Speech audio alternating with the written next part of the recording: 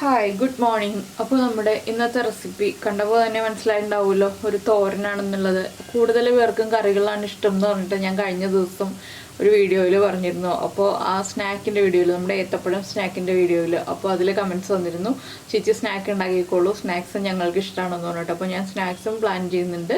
പിന്നെ ഇന്നിപ്പോൾ ഇന്നൊരു കറിയാണ് കേട്ടോ. എന്താണെന്ന് വെച്ചിട്ടുണ്ടെങ്കിൽ ഒരു യാത്രയൊക്കെ കഴിഞ്ഞ് വന്നിട്ട് ആകെ ക്ഷീണിച്ചിരിക്കുകയാണ്. അപ്പോൾ കുറേ ഒരു ടൈം എടുത്തിട്ടുള്ള പലഹാരം ഉണ്ടാക്കാനോ കറി ഉണ്ടാക്കാനുള്ള മൂഡൊന്നുമില്ല. ശരീരം അത്ര നല്ല കണ്ടീഷനിലല്ല.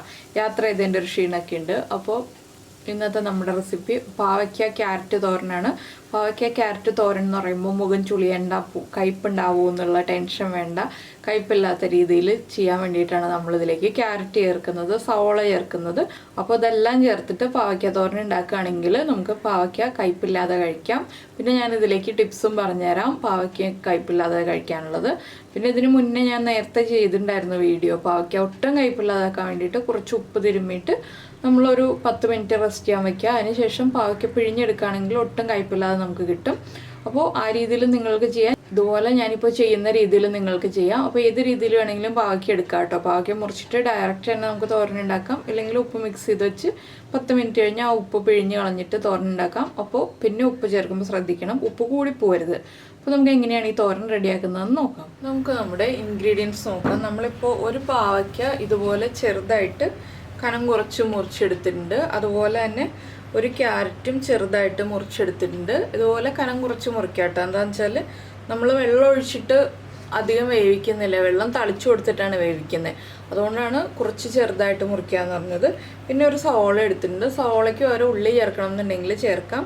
ഉള്ളി ചേർക്കുകയാണെങ്കിൽ ഒരു 15 മുതൽ 20 വരെ ഉള്ളി ചേർക്കാം കേട്ടോ. സവോളയാണെങ്കിൽ ഇതുപോലെ വലിപ്പമുള്ളൊരു സവോള ചേർക്കുക. സവോള ചേർക്കുമ്പോഴാണ് ടേസ്റ്റ് ഉണ്ടാവുക.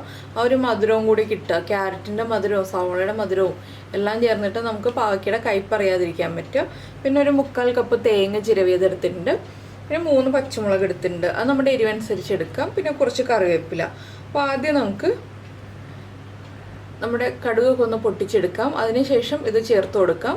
അപ്പോൾ നമുക്ക് എങ്ങനെയാണ് ചെയ്യുന്നതെന്ന് നോക്കാം. അപ്പോൾ നമ്മൾ നമ്മുടെ തോരൻ റെഡിയാക്കാനായിട്ട് പാൻ ചൂടാക്കാൻ വെച്ചിട്ടുണ്ട്. ഇതിലേക്ക് നമുക്ക് ആദ്യം വെളിച്ചെണ്ണ ചേർക്കാം.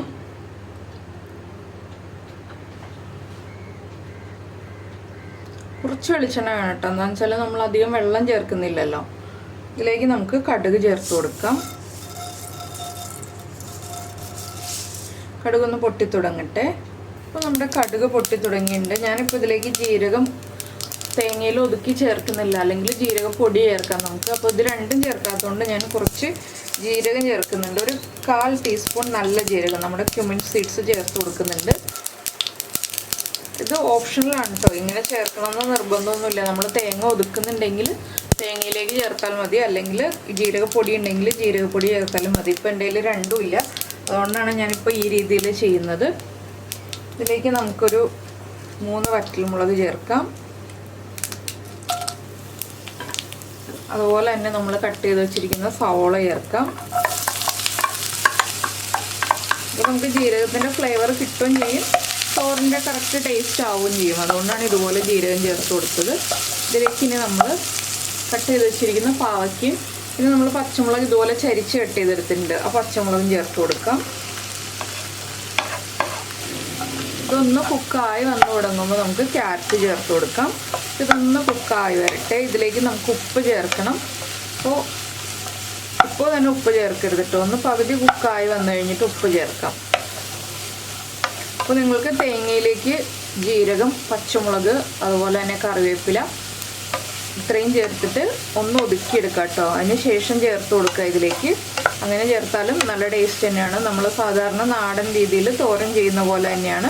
പിന്നെ എളുപ്പത്തിന് ബാച്ചിലേഴ്സിനൊക്കെ ഇതുപോലെ ജീരകം പൊട്ടിച്ച് ചേർത്തിട്ട് നമുക്ക് തോരനുണ്ടാക്കാം. ഇതിലേക്ക് നമുക്ക് ഇനി ചേർക്കേണ്ടത് കുറച്ച് മഞ്ഞൾപ്പൊടിയാണ്. മഞ്ഞൾപ്പൊടിയൊക്കെ നമുക്ക് ആദ്യമേ തന്നെ ചേർത്ത് കൊടുക്കാം. ഒരു 1/2 ടീസ്പൂൺ മഞ്ഞൾപ്പൊടി ചേർക്കുക. അപ്പോൾ എൻ്റെ അടുത്ത് പലരും ചോദിക്കാറുണ്ട് ഇപ്പോൾ ഈ ബോട്ടിൽ എവിടെ നിന്നാണ് വാങ്ങിച്ചതെന്നുള്ളത്. നമ്മൾ ഇതിൻ്റെ ഒരു വീഡിയോ ചെയ്തിട്ടുണ്ട്. കുറച്ച് ഫ്ലിപ്കാർട്ട് ഐറ്റംസ് നമ്മൾ വാങ്ങിച്ചതിൻ്റെ വീഡിയോ ചെയ്തിട്ടുണ്ട്. അപ്പോൾ ഇത് ഫ്ലിപ്കാർട്ടിൽ നോക്കിയിട്ടുണ്ടെങ്കിൽ കിട്ടും, ആമസോണിൽ നോക്കിയിട്ടുണ്ടെങ്കിലും കിട്ടും. അപ്പോൾ നിങ്ങൾക്ക് അതൊന്ന് നോക്കിയിട്ട് വാങ്ങിക്കാവുന്നതേ ഉള്ളൂ കേട്ടോ. വളരെ യൂസ്ഫുള്ളാണ് ഈ ബോട്ടിൽസ് നമുക്ക്. അപ്പോൾ മഞ്ഞൾപ്പൊടിയും കൂടി ചേർത്തിട്ട് നമുക്കൊന്ന് അടച്ച് വയ്ക്കാം. ഒന്ന് ആവി കയറി വരട്ടെ. അതിന് ശേഷം നമുക്ക് ക്യാരറ്റൊക്കെ ചേർത്ത് കൊടുക്കാം. ഇവിടെ ഇരിക്കട്ടെ. ഒരു 5 മിനിറ്റ് കഴിഞ്ഞിട്ട് നമുക്ക് ക്യാരറ്റ് ചേർക്കാം. അപ്പോൾ നമ്മൾ പാവയ്ക്ക അടച്ചു വെച്ചിട്ട് ഒരു 5 മിനിറ്റ് ആയി. ഞാൻ ഒരു പ്രാവശ്യം ഇളക്കി കൊടുത്തു. പാവയ്ക്കയുടെ ഫ്ലെയിം കുറച്ച് വെച്ചിരിക്കുകയാണ് കേട്ടോ. ഇനിയിപ്പോൾ നമുക്കിതിലേക്ക് ക്യാരറ്റ് കട്ട് ചെയ്തത് ചേർത്ത് കൊടുക്കാം. ക്യാരറ്റും പാവയ്ക്കയും കൂടെ വരുമ്പോൾ തന്നെ നല്ല കളർഫുൾ ആയി കഴിഞ്ഞു. ഇനി നമുക്കിതിലേക്ക് കുറച്ച് ഉപ്പ് ചേർത്ത് കൊടുക്കാം. പാവയ്ക്കും ക്യാരറ്റിനും ആവശ്യമായിട്ടുള്ള ഉപ്പ്.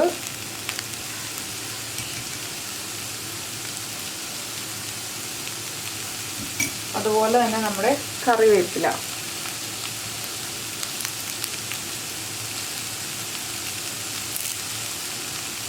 കറിവേപ്പിലയൊക്കെ കുറച്ച് കൂടുതൽ ചേർക്കുമ്പോൾ ടേസ്റ്റ് കൂടുതൽ കിട്ടും നമുക്ക്. ഇതെല്ലാം ചേർത്ത് നന്നായിട്ട് ഇളക്കുക. ഞാനിപ്പോൾ ഹൈ ഫ്ലെയിമിലാണ് വെച്ചിട്ടുള്ളത്. ഇനി ഫ്ലെയിം കുറച്ച് വയ്ക്കും.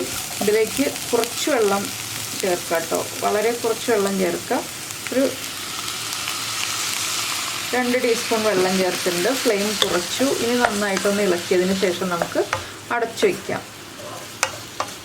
ഇപ്പോൾ ലോ ഫ്ലെയിമിൽ ഇരുന്നിട്ട് ആ ആവിയിൽ കുക്കായി വന്നോളും. ഇടയ്ക്കിടയ്ക്കൊന്ന് ഇളക്കി കൊടുക്കണം. നമുക്ക് ക്യാരറ്റ് ഒന്ന് കടിക്കാൻ കിട്ടുന്ന പാകത്തിലാണ് നമ്മൾ ഈ തോരൻ റെഡിയാക്കുന്നത്. നിങ്ങൾക്ക് അത്രയും കടിക്കാൻ കിട്ടണ്ട എന്നുണ്ടെങ്കിൽ ഒന്നുകൂടി ചെറുതായിട്ട് കട്ട് ചെയ്തെടുക്കാം കേട്ടോ. നമുക്ക് വീണ്ടും അടച്ചു വയ്ക്കാം. ഒരു 5 മിനിറ്റ് കഴിയുമ്പോൾ തുറക്കാം. ഇടയ്ക്ക് 1-2 പ്രാവശ്യം ഒന്ന് ഇളക്കി കൊടുക്കുക. അപ്പോൾ നമ്മൾ പാവയ്ക്ക് അടച്ചു വെച്ചിട്ട് ഒരു 5 മിനിറ്റ് ആയി. നമുക്കൊന്ന് തുറക്കാം. നന്നായിട്ടൊന്ന് ഇളക്കുക. ഇപ്പോൾ നമ്മൾ ഒഴിച്ചിട്ടുള്ള വെള്ളമൊക്കെ വറ്റി വന്നിട്ടുണ്ട്. പാവയ്ക്ക കുക്കായോ എന്ന് നമുക്ക് നോക്കാം. കുറച്ചുകൂടി ഒന്ന് വെള്ളം ഡ്രൈ ആവാനുണ്ട് കേട്ടോ. പാവയ്ക്ക കുക്കായിട്ടുണ്ട്. ക്യാരറ്റ് ഒന്ന് കടിക്കാൻ പാകത്തിലായിട്ടുണ്ട്. നമുക്കിനി ഇതിലേക്ക് തേങ്ങ ചേർത്ത് കൊടുക്കാം. നിങ്ങൾ അരപ്പാണ് ചേർക്കുന്നതെങ്കിൽ അരപ്പ് ചേർത്ത് കൊടുക്കാം. തേങ്ങ ചേർത്തിട്ട് നന്നായിട്ടൊന്ന് ഇളക്കി മിക്സ് ചെയ്യാം. ഇനി നമുക്ക് വീണ്ടും ഫ്ലെയിം കൂട്ടി വയ്ക്കാം. ഇനി ഒന്ന് ടേസ്റ്റ് ചെയ്ത് നോക്കാം കേട്ടോ, കയ്പുണ്ടോ ഇല്ലയോ എന്നുള്ളത്. കയ്പുണ്ടെന്നുണ്ടെങ്കിൽ ചെയ്യാൻ പറ്റിയ ഒരു ഓപ്ഷൻ എന്താണെന്ന് വെച്ചാൽ കുറച്ച് കുരുമുളക് പൊടിയും കുറച്ച് പഞ്ചസാരയും ചേർത്ത് കൊടുക്കുക. കയ്പുണ്ടാവില്ല. എന്താണെന്ന് വെച്ചിട്ടുണ്ടെങ്കിൽ നമ്മുടെ ക്യാരറ്റിൻ്റെ മധുരവും തേങ്ങയുടെ ആ ഒരു ഫ്ലേവറും സവോളയുടെ ടേസ്റ്റും എല്ലാം കൂടി പിടിച്ചു വരുമ്പോൾ കയ്പ് ഉണ്ടാവില്ല. ഞാൻ കയ്പുണ്ട് നിങ്ങൾ പച്ച പാവയ്ക്കാണ് എടുക്കുന്നതെങ്കിൽ, ആ പച്ച കളറിലെ പാവയ്ക്കാണ് എടുക്കുന്നതെങ്കിലുള്ള കാര്യമാണ് പറഞ്ഞത്. ഇതിപ്പോൾ നമ്മൾ വെള്ള പാവയ്ക്കാണല്ലോ എടുത്തത്. വെള്ള പാവയ്ക്കയ്ക്ക് കയ്പ് കുറവാണ്. പിന്നെ പാവയ്ക്കത്തോരനൊക്കെ ചെറിയൊരു കയ്പോടുകൂടി കഴിക്കുകയാണെങ്കിൽ അതിന് അതിൻ്റേതായിട്ടുള്ള ടേസ്റ്റ് ഉണ്ട്. അത് വളരെ കുറച്ച് പേർക്ക് ഇഷ്ടമാവുണ്ടാവുള്ളൂ. അതുകൊണ്ട് ഞാനിങ്ങനെ പറഞ്ഞു എന്നേ ഉള്ളൂ. ഞാനൊന്ന് ടേസ്റ്റ് ചെയ്ത് നോക്കട്ടെ. കയ്പൊന്നുമില്ല, ഉപ്പ് കുറവാണ്. നമുക്ക് കുറച്ച് ഉപ്പ് ചേർക്കാം.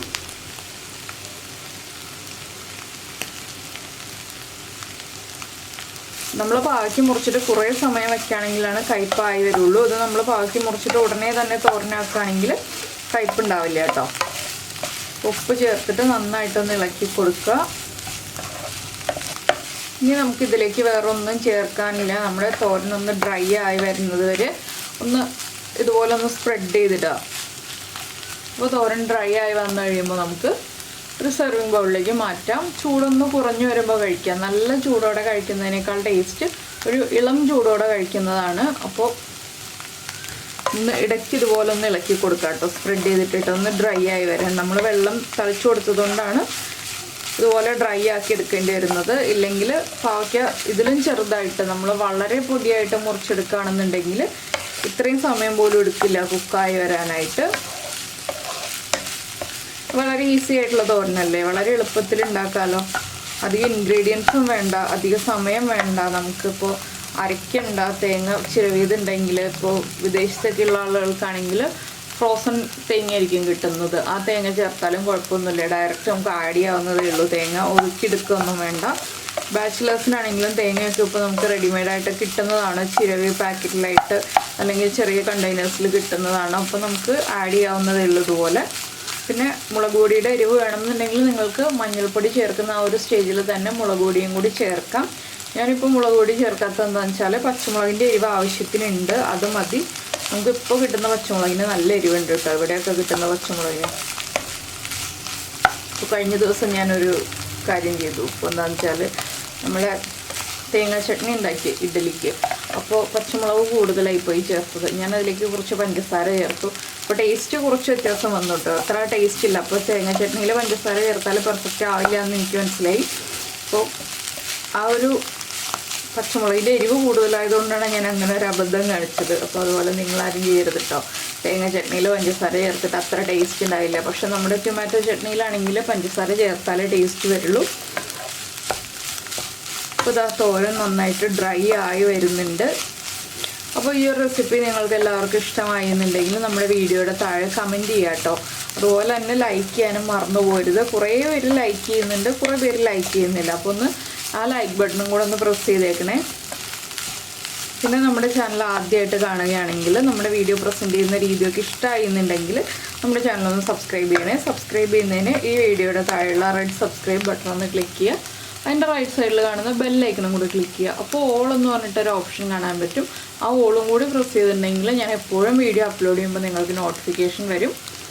ഇല്ലെങ്കിൽ വീഡിയോ അപ്ലോഡ് ആയാലും അറിയാൻ പറ്റില്ല കേട്ടോ. അതുകൊണ്ടാണ് ആ ഓളും കൂടി പ്രസ് ചെയ്യാമെന്ന് പറയുന്നത്.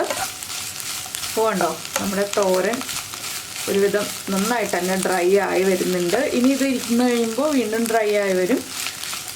അപ്പോൾ നിങ്ങൾ ആരെങ്കിലും ഇതുപോലെ പല വെജിറ്റബിൾസ് ഒരുമിച്ച് ചേർത്തിട്ട് തോരൻ ഉണ്ടാക്കാറുണ്ടോ എന്നൊന്ന് കമൻറ്റ് ചെയ്യാം കേട്ടോ. ഞാനിവിടെ ഇങ്ങനെ പല രീതിയിൽ വെജിറ്റബിൾസ് ഒരുമിച്ച് ചേർത്തിട്ട് തോരൻ ഉണ്ടാക്കാറുണ്ട്. നല്ല ടേസ്റ്റുമാണ് ഇങ്ങനെ 2-3 വെജിറ്റബിൾസ് ഒരുമിച്ച് ചേർത്തിട്ട് തോരൻ ഉണ്ടാക്കുമ്പോൾ, അല്ലെങ്കിൽ മെഴുക്കുവരട്ടി ഉണ്ടാക്കുമ്പോൾ. ഞാനത് ഷെയർ ചെയ്യാറുണ്ട് നിങ്ങൾക്ക് എല്ലാവർക്കും. ഇതുപോലെ വെജിറ്റബിൾസ് ചേർത്തിട്ട് തോരനും മെഴുക്കുവരട്ടിയൊക്കെ ഉണ്ടാക്കുന്നതിൻ്റെ അത് നമ്മളിപ്പോൾ ഒരു വെജിറ്റബിൾ തന്നെ കഴിക്കുന്നതിനേക്കാൾ ടേസ്റ്റാണ് നമുക്ക് 2-3 വെജിറ്റബിൾസ് ഒരുമിച്ച് ചേർത്തിട്ട് തോരനും മെഴുക്കുവരട്ടിയൊക്കെ ഉണ്ടാക്കി കഴിക്കുമ്പോൾ. അപ്പോൾ ഇതുപോലെയൊക്കെ ട്രൈ ചെയ്തിട്ടില്ലെങ്കിൽ 1-2 പ്രാവശ്യമൊക്കെ ട്രൈ ചെയ്ത് നോക്കൂ കേട്ടോ. അപ്പോൾ നന്നായിട്ട് ഇഷ്ടപ്പെടാം. പിന്നെ നമുക്ക് ഇഷ്ടമുള്ള വെജിറ്റബിൾസ് ഒരുമിച്ച് കോമ്പിനേഷനായിട്ട് ചേർത്തിട്ട് ട്രൈ ചെയ്ത് നോക്കിയിട്ടുണ്ടെങ്കിൽ നമുക്ക് പുതിയ പുതിയ റെസിപ്പികൾ കിട്ടും. അപ്പോൾ നിങ്ങൾ ഇതുപോലെ ട്രൈ ചെയ്യാറുണ്ടെങ്കിൽ ഏതൊക്കെ വെജിറ്റബിൾസ് ആണ് ഇങ്ങനെ ട്രൈ ചെയ്യാറുള്ളതെന്നൊന്ന് കമൻറ്റ് ചെയ്യണേ. അപ്പോൾ എനിക്ക് എല്ലാവർക്കും ഷെയർ ചെയ്ത് കൊടുക്കാമല്ലോ. പിന്നെ നിങ്ങൾ ഉണ്ടാക്കുന്ന റെസിപ്പികളുടെയൊക്കെ ഫോട്ടോ ഒന്ന് വാട്സാപ്പ് ചെയ്യുകയാണെങ്കിൽ നമ്മുടെ വീഡിയോയിൽ നമുക്കതും കൂടി ഉൾപ്പെടുത്താം. അപ്പോൾ നമുക്ക് കുറച്ച് പേരൊക്കെ വാട്സാപ്പ് ചെയ്ത് തരാറുണ്ട്, കുറച്ച് പേരൊക്കെ വാട്സാപ്പ് ചെയ്ത് തരാറില്ല. അപ്പോൾ അതുകൊണ്ടാണ് ഞാൻ പറഞ്ഞത് ഉണ്ടാക്കുന്ന റെസിപ്പികളുടെയൊക്കെ ഫോട്ടോ ഒന്ന് വാട്സാപ്പ് ചെയ്ത് തരാണെങ്കിൽ നമുക്ക് മറ്റുള്ളവർക്കും കൂടെ അതൊന്ന് ഷെയർ ചെയ്യാം. അപ്പോൾ ഞാൻ ഇനി ഫ്ലെയിം ഓഫ് ചെയ്യാണ്. ഇത്രയേ ഉള്ളൂ നമ്മുടെ തോരൻ്റെ പരിപാടി. അപ്പോൾ നമുക്ക് നമ്മുടെ അടുത്തൊരു റെസിപ്പിയുമായിട്ട് അടുത്ത ദിവസം വീണ്ടും കാണാം.